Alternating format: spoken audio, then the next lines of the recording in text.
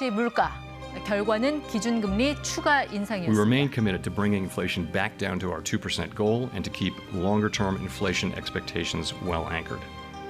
이번엔 동결로 가지 않을까 하는 일각의 예상을 보란 듯이 비껴갔습니다. 앞으로 우리나라 금리와 또 주식시장에 어떤 영향을 주게 될지 사용관 교보증권 영업부 차장과 알아보겠습니다. 네, 차장님 어서 오십시오. 네, 안녕하세요. 중요한 타이밍에 오셨네요. 네. 미국에서 뭐 은행들 뭐 금융 위기 불안 뭐 이런 네. 얘기가 있어서 혹시 파월이 금리를 좀 어떻게 해주지 않을까 싶었는데 네. 결국 뭐 교과서대로 가네요. 올렸습니다. 맞습니다. 일단은 인상을 했고요. 근데 그 전까지는 사실 50bp 인상에 대한 얘기도 물가가 다시 한번 치솟으면서 네. 나왔었어요.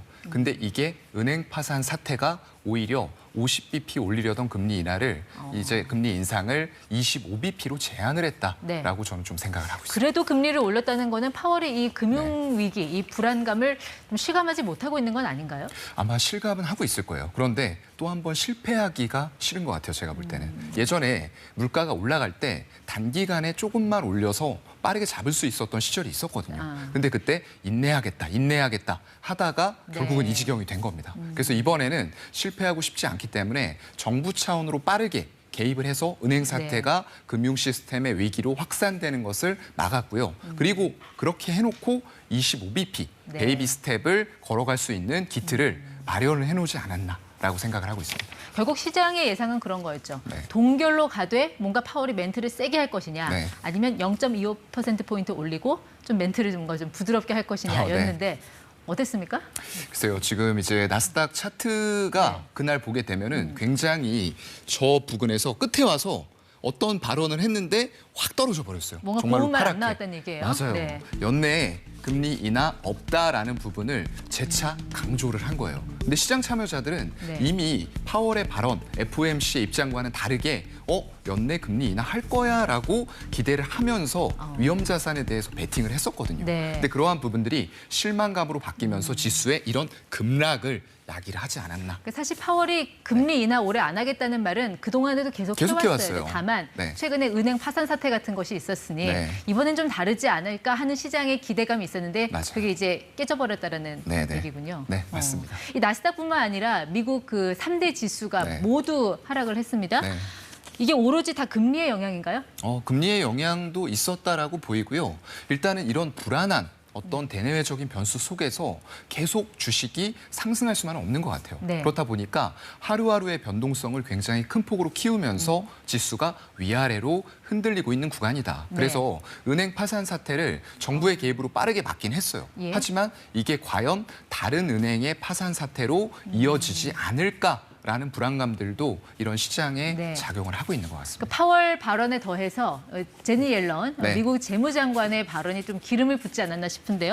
예금 전액 보호하는 포괄적 보험은 고려하지 않고 있다. 네. 그 전날은 예금자 다 보호해 준다고 했는데 맞아요. 이렇게 하루아침에 말을 바꿔버리면 그래서 네. 더 시장이 충격을 받은 거 아닙니까? 아무래도 좀 충격이 있었다고 보이고요. 이게 만약에 포괄적으로 안 해준다라고 하면은 SVB 뱅크에 대해서는 전액을 다 해준다고 했어요. 근데 포괄적이 아니다라고 하면은 다른 은행과의 형평성 문제가 예. 또 제기가 될 수가 있는 부분이고요. 그래서 이렇게 발언을 하면서 했던 부분은 이제 외환 안정기금 재무부 쪽에 있는 300억 달러를 가지고 좀 충당을 하는 쪽으로 예. 한도를 일시적으로 완화해주는 이 정도의 조치를 지금 강구하고 있는 것으로 알려져 있습니다. 지금 파월하고 옐런을 보면서 드는 생각이 네. 금융 안정을 시키려면 뭔가 돈은 풀어야겠는데 네. 돈을 풀면은 다시 또 물가가 튀어오를 것이고 이러다 맞아요. 보니 약간 둘이 뭔가 좀 짜고 치는 네. 뭐 그런 게 아닌가 싶기도 한데 어떻게 약간 좀 해석하세요? 딜레마에 빠져 있을 수밖에 없는 것 같아요. 실패는 하기 싫은데 지금과 같은 리스크들이 생각지도 못한 곳에서 불거져 나오거든요. 네. 그럼 결국 이를 막기 위한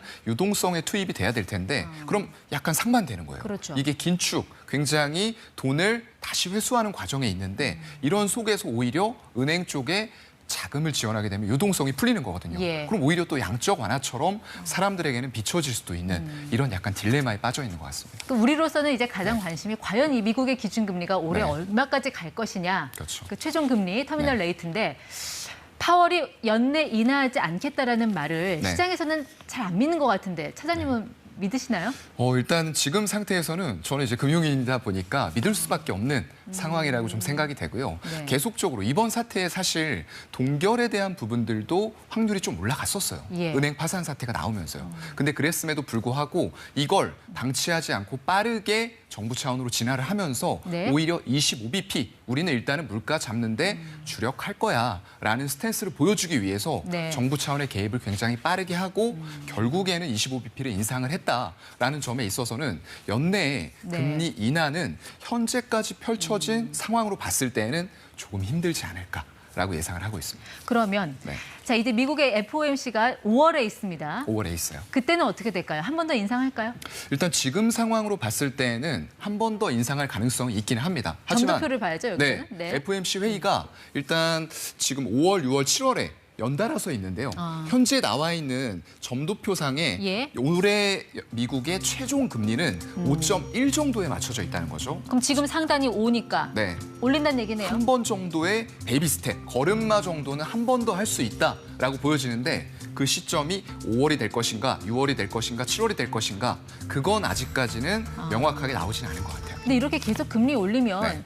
은행들의 신용 경색은 더 심해지는 거 아닙니까? 네, 그럴 가능성도 충분히 있다라고 보이고요. 금리를 결국에는 올려나가는 과정 때문에 지금과 같은 은행의 파산이 일어난 거거든요. 왜냐하면 금리가 올라가면 그것과 반대로 채권의 가격은 예. 반비례해서 떨어집니다. 결국 그런 평가 손실이 일어났기 때문에 은행들이 유동성이 지금 없어요. 예. 충분한 자산은 가지고 있지만 자산이 있는 것과 유동성이 있는 것과는 별개의 문제거든요. 여기서 우리가 이제 우려스러운 거는 네. 이제 한국과 미국의 이제 금리 격차 1.5%포인트까지 최대 벌어졌습니다. 네, 이게 맞아요. 22년여 만에 이제 가장 큰 폭으로 벌어졌다고 맞습니다. 하는데 우리 왜 금리 조금 더 준다고 하면은 갈아타잖아요. 갈아타죠. 이렇게 되면 외국인 자금이 네. 미국 자금으로 한국 자금에서 미국 자금으로 갈아타는 거 아닌가? 빠져나갈 가능성 충분히 있습니다. 그런데다가 지금 미국은 세계 최고의 금융 강국이에요. 그리고 한국은 G20까지 위상이 올라왔다고는 하지만 여전히 이머징 증시로 외국인들은 분류를 하는 쪽들도 있거든요. 예. 그렇다 보니까 당연히 신용도가 더 높은 국가의 채권에서 더 높은 금리를 준다라고 하면은 안 빠져나갈 수가 없는 상태가 돼버리는 거죠. 근데 외국인들 입장에서요. 뭐 지금 네. 현재 금융 환경이라든지 또 기업들의 실적면을 보면 네. 한국에 있는 게 더 좋지 않습니까? 굳이 돈 싸들고 나갈 필요가 있을까요? 우리 국내 네. 주식시장 어떻게 좀 전망을 하세요? 국내 주식시장 자체에 대해서는 저는 긍정적인 견해를 가지고는 있어요. 근데 외국인들 입장에서는 생각해야 될 부분이 하나 더 있습니다. 환손실. 그래서 환율? 처음에 처음에 외국인들이 투자를 하기 위해서 달러를 가지고 와서 원화로 환전을 해야 되거든요. 네. 근데 그때는 1달러를 환전하면은 1,100원을 줬다는 거죠. 예를 예. 들면. 근데 지금 만약에 이런 사태가 불거지면서 1,400원으로 환율이 올라갔어요. 네. 그러면은 1달러를 바꾸기 위해서 외국인들이 얼마를 줘야 되죠? 1,400원.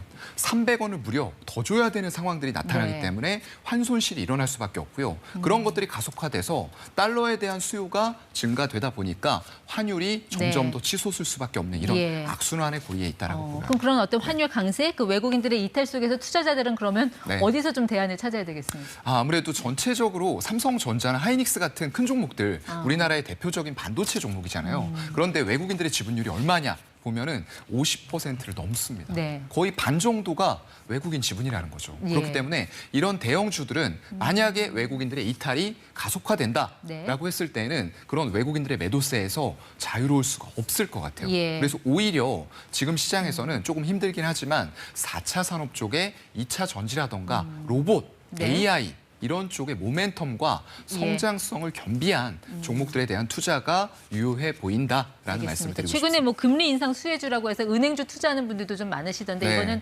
4월에 어떤 한국은행의 결정, 5월에 미국 중앙은행의 결정 이런 거 좀 보면서 네. 신중하게 결정을 해야 되지 않을까 싶네요. 맞습니다. 네, 지금까지 사영권 차장 함께했습니다. 고맙습니다. 네, 고맙습니다.